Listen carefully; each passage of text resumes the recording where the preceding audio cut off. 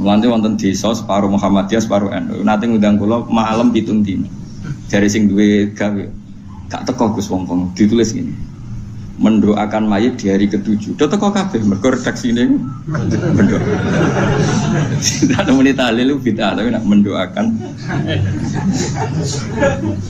Ana nek sing wedake diredaksekno ngene. Seri salat jenazah berbentuk doa. Kan itu ya terus kayak Rabidah mereka dianggap hukum turunan, no? Turunan dari sholat apa? Jenazah. Tapi mereka nak pitung dino, 40 dino kan kayak tradisi Hindu, do jari mereka semacam-macam. Semurut tenanan bantau sing laris tahlile, kalau kan ora laris tahlile, jadi rasa semangat bela. Kalau mau cerita hukum. Ilmu tafsir kaidahnya itu pokoknya kalau Makkiyah itu turun sebelum nopo hijrah. Nah Madinah niku turun setelah nopo hijrah. Meskipun secara geografis turun di Mekah. Misalnya surat Fatah itu turun di Mekah. Tapi setelah Nabi posisi nopo hijrah, maka surat Fatah tetap berkategori nopo Madaniyah. Padahal turunnya di Mekah karena turun pas Sulhul Hudaybiyah atau pas Nabi di Mekah.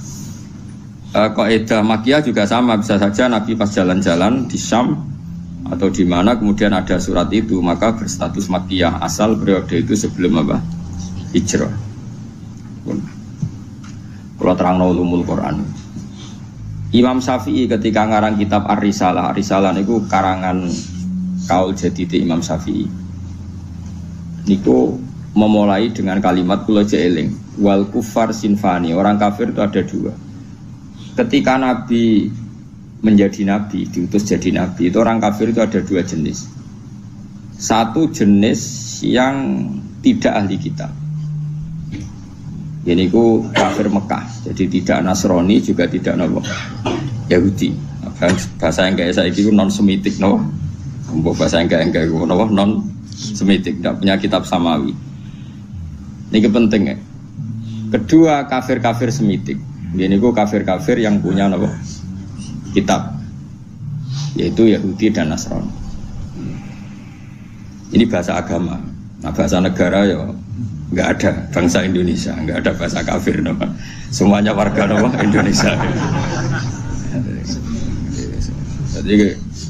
Jadi ini konstitusi agama. Kalau negara ya semuanya warga negara Indonesia. Kalau nu sering ditakoi tiang, sering kalau siswani tiang bela Legos ini itu hukum negara bukan hukum agama. Jangan kalau enak orang malah ngomong kan bela, itu soal biasa wae cara bilang. Dengerin ya. Nah sampean kepengen maknani Quran sesuai tradisi ulama sing musalsal ila Rasulillah sallallahu alaihi wasallam. Itu mikirnya ngoten iki. Saya ulang lagi ya. Orang kafir itu ada dua. Satu kafir yang tidak punya kitab samawi atau disebut musyrik Mekah. Ini kampungan sekali ya, ortodok, kampungan, desa, naif. Jadi dia anak wedok dipateni mergo marai camah.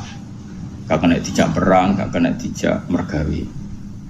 Terus watu disembah-sembah dewi. Engko nak bosen digenti watu sing luwih apa? Pokoknya aneh, sikapnya itu aneh. Tapi cerdas. Ya ono cerdas. Cerdasnya itu bisa nyebut lafaz Allah, tapi ora paham. Jadi ya aneh, wong kafir ya pancen wong salah pancen wong aneh. Dan ini yang dimaksud qul ya ayyuhal kafirun la a'budu ma ta'budun. Rungokno tenan. Ketika orang kafir Mekah itu punya tradisi menfisikkan Tuhan. Ya napa menfisikkan Tuhan, jadi jenenge Tuhan itu ya Lata Uzza gawe watu terus disembah. Ada fisiknya, ada jisimnya, ada bentuk fisik. Sehingga ketika Nabi muni nyembah Allah, mereka tanya Muhammad, nggak apa-apa kita nyembah Allah, tapi terangkan dulu Tuhan kamu itu dari perak, apa dari emas, apa dari batu. Ini kan jelas dia cara bertanya itu sesuai kaidah mereka. Kalau Tuhan itu harus apa? Fisik.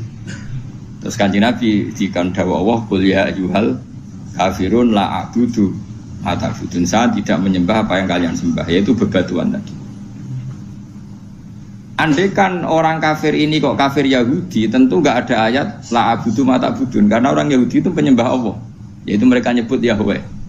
Sehingga ayat ini tidak tentang hubungan Nabi dan orang apa? Yahudi. Ya iki rada jelimet, ben ki rada pinter. Ajane aku ya ora menarik cara-cara. Tapi kena sing sekolah iso dadi dokter. Lah, maksudnya rada jelimet. Tak ulang lagi ya. Sehingga kul ya ayyuhal kafirun di ayat itu diartikan kafir apa? Mekah, yaitu yang masih menfisikkan apa? Tuhan, apa? Yang masih menfisikkan apa? Tuhan. Makanya Nabi disuruh dawuh la abudu mata abudun wala antum abiduna ma. Beda dengan kafir Yahudi dan Nasrani. Yahudi dan Nasrani Nabi kalau dialek dengan mereka sering dawuh Allahu Rabbuna wa Rabbukum. Karena orang Nasrani ya yang ngakui Tuhan Allah, meskipun menambahkan Tuhan Bapak dan Tuhan Ibu dan Tuhan Anak, tapi kan tetap Tuhan induknya Allah. Orang Yahudi nyebut Yahweh. Jadi ya rada jelimet, tapi tak latih pinter kemajuan. Jadi paham ya? Ya ibu-ibu paham nara paham. Mantas sababi komen bahwa apa? Minum mangger gayane paham insyaallah ya. Paham. Ya saya ulang lagi ya. Sehingga ulama nahwu itu hampir sepakat mengatakan jika ada ataf maka bukti berbeda. Misalnya Ja'a Zaidun wa Amrun, Zaid datang dan Amar. Jadi Zaid tidak Amar, Amar ya tidak Zaid. Karena al-atfu yaktadi tawayyur, kalau ada ataf berarti orangnya beda. Nah, padahal di surat Juz Amma itu kan ada lam yakunil ladina kafaru min ahlil kitabi wal musyrikin. Jadi orang kafir itu satu min ahlil kitab, dua wal musyrikin. Artinya musyrikin gaya kafirnya beda dengan gaya kafirnya ahli kitab gaya kafirnya beda dengan wal musyrikin karena pakai apa? Ataf. Kalau ataf itu yaqtadi tahoyur. Meskipun lafadznya sama sekalipun, misalnya ada orang bilang Ja'a Zaidun wa Zaidun, pasti ada Zaid yang anaknya Amar, mungkin ada Zaid yang anaknya Karmin, meskipun namanya sama-sama Zaid. Tapi kalau dikatakan Ja'a Zaidun wa Zaidun, pasti Zaid yang berbeda. Paham ya? Karena ataf yaqtadi tahoyur. Nah, dua tipikal orang kafir ini ya punya selera yang beda, punya gaya hidup yang beda. Yang satu menyembah batu, menyembah pohon besar, menyembah disebut era modern disebut non-semitik, tidak punya kitab sama. Ini polemiknya dengan Nabi itu ya polemik Tuhan. Dan ini mereka anti hari kebangkitan. Beda dengan kafir ahli kitab, mereka kan tidak anti ahli kebangkitan. Cuma mereka mengklaim kalau mereka yang ahli surga, yaitu kalau orang Nasrani mati misalnya kan sudah tenang bersama Bapak di surga. Kalau kafir Mekah nggak percaya adanya surga, makanya mereka protes Muhammad masa sudah jadi tulang belulang menjadi manusia lagi, itu tidak mungkin. Apa ada kafir Nasrani yang bilang demikian? Kan tidak ada. Yang bilang begitu kan kafir ahli kitab. Karena maksudnya yang bilang gitu orang musyrik Mekah, yang ahli kitab kan bilang surga itu milik kita. Nah problemnya sekarang orang mengkaji tafsir sudah tidak sedetail ini, jadi sehingga kafir ini semuanya kafir, semuanya tauhid. Wah ya repot kan. Sehingga Nabi itu di hadis sahih diterangkan jika enggak ada ketentuan Allah tertentu, Nabi itu lebih mirip dengan ahli kitab dalam tradisi beragama.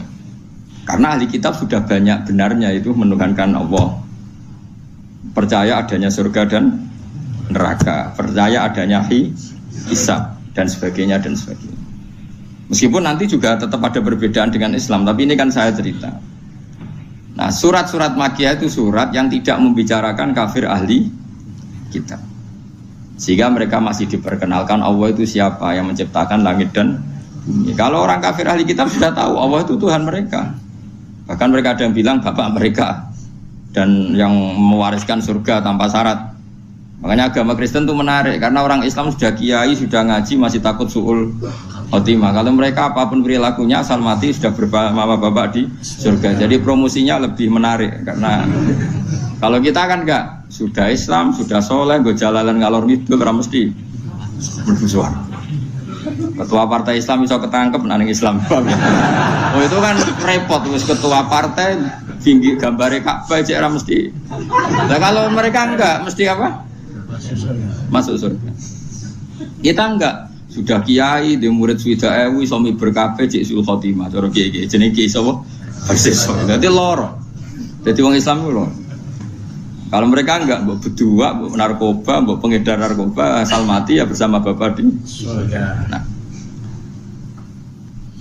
makanya ini terus kita ada beda dengan mereka dalam bab percaya surga dan neraka dengan ahli kita. Tapi dalam hal ini kita tidak mengkritik mereka dalam hal percaya surga dan neraka. Nabi ngadepi kafir Mekah luwih angel, mergo ora percaya swarga neraka, ora percaya kuburan, ora percaya macam-macam. Luwih angel. Lan akhirnya keterusan ora kepercaya donga tok mayit bareng iki ya rontok sisa-sisa. Mergo anggere mati iku dianggep wis bar. Repot. Tapi coba jero-jero. Mari fitnah. Tapi kalau mau cerita tok, dadi salat mayit itu artinya ya ndongakno mayit. Cuma gayane nganggo salat. Sitok gayane nganggo tahlil. Tapi nak kowe dituntut, tapi nak salat mayit ana sunah ana tuntunane Nabi nak tahlil ora ana. Ya kowe kudu ngalah pancen yo ngono tenan sitok ana tuntunan itu. Tapi nak sing sitok ingkar donga iku ora penting kanggo sing mati kuwi jelas keliru. Wong salat mayit itu wonge ya wis mati. Ya kudu ngakno napa? Mayit. Ya cuma ana sing protes, tapi iku ana contone nek iku ora ono ya kudu ngalah.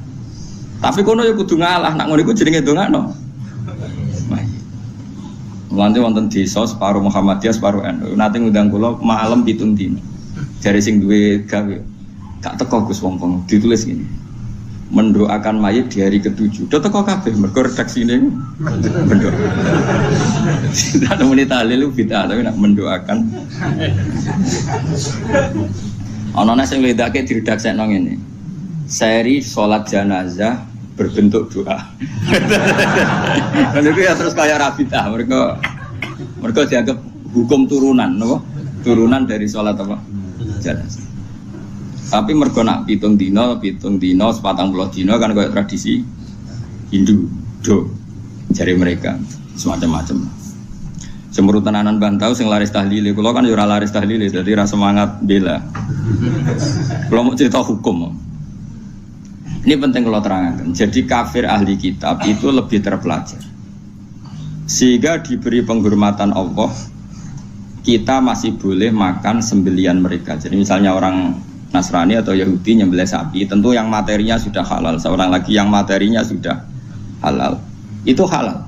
Itu disebut wa ta'amul ladzina utul kitaba khillul lakum wa ta'amukum khillul lakum. Jadi misalnya makanan yang disembelih orang Yahudi Nasrani asal materinya halal, ya misalnya ayam atau sapi disembelih mereka ya jadi apa? Halal. Kecuali min awalil amri materinya haram kayak babi misalnya. Makanya ini penting saya utarakan ke jenengan. Haram menafsirkan Quran bagi orang yang tidak alim. Bukan apa-apa. Quran itu adalah lafaz umum. Coba ayat itu kalau kamu artikan secara umum. Wa ta'amul ladzina utul kitaba khilul lakum. Makanan ahli kitab semua halal bagi kalian. Padahal mereka makan babi, minum arak. Terus ini ada ayatnya. Kalau semua makan ahli kitab halal ya Arab. Padahal ayate wa ta'amul ladzina utul kitaba khilul lakum.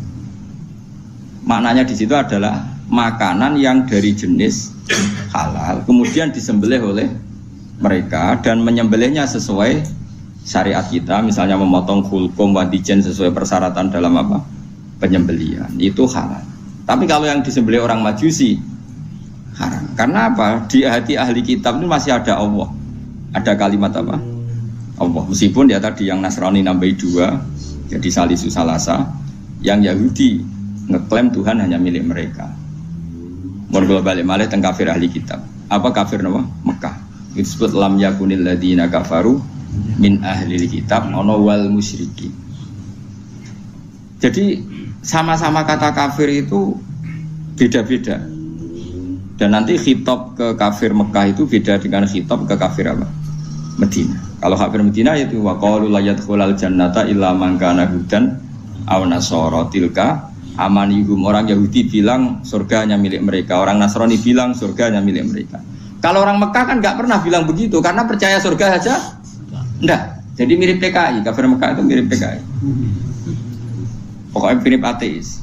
Jadi itu beda sekali. Kalau kafir ahli kitab kan percaya surga neraka, cuma mereka mengklaim itu milik mereka. Paham? Jelas ya, jelas bedanya gitu. Jadi tidak bisa terus kamu misalnya mencomot satu ayat terus bilang orang kafir sifatnya gini-gini, kafir yang mana? Apalagi gak ada istilah kafir, lebih sulit lagi kita neliti Quran. Karena tadi duduk perkaranya itu beda, sama-sama kafir atau sama-sama kriminal itu kan tentu modelnya beda-beda. Mohon jelas ya. Nah di antara yang belum dikenal oleh kafir Mekah adalah pencipta alam itu siapa. Makanya diperkenalkan Alhamdulillah fatiris samawati wal ardh. Beda dengan kafir ahli kitab. Mereka sudah berebut surga sama orang nopo Islam. Terus orang Islam bilang tilka amaniyuhum, itu angan-angan mereka bahwa surga sudah milik mereka. Terus Allah mensyaratkan balaman aslama dan seterusnya.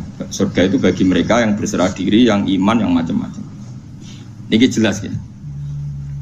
Sehingga ini dengerin ya, ketika ada pertarungan ideologi dunia antara ateisme, misalnya komunis, kalau bahasa Arab itu syuyu'i, atau kalau bahasa Arab kuno namanya mu'attilah. Ateis itu bahasa Arab kuno namanya apa?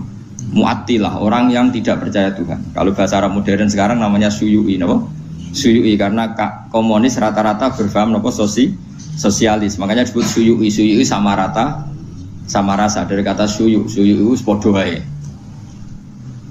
Kalau orang Islam, para kiai-kiai kita, guru-guru kita disuruh milih antara PKI dan Kristen, milih Kristen. Antara PKI dan Yahudi, milih Yahudi.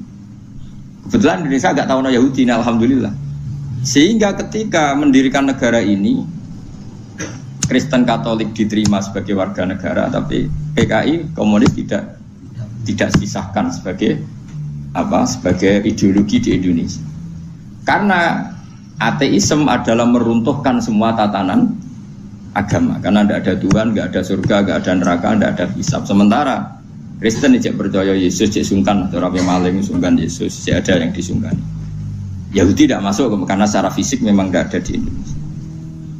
Ini penting kalau utara supaya clear. Jadi karena di bab ketuhanan itu yang paling dikritik oleh Quran itu ateis.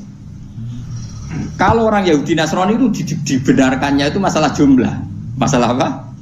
Jumlah. Makanya berhubungan dengan Nasrani itu sing disalahkan mereka tidak ahli tauhid, karena Tuhan jadi tiga, tidak ahli tauhid. Kalau orang kafir Mekah tidak percaya Tuhan sama sekali, disebut al-mu'attilah, orang yang mengosongkan fungsi Tuhan.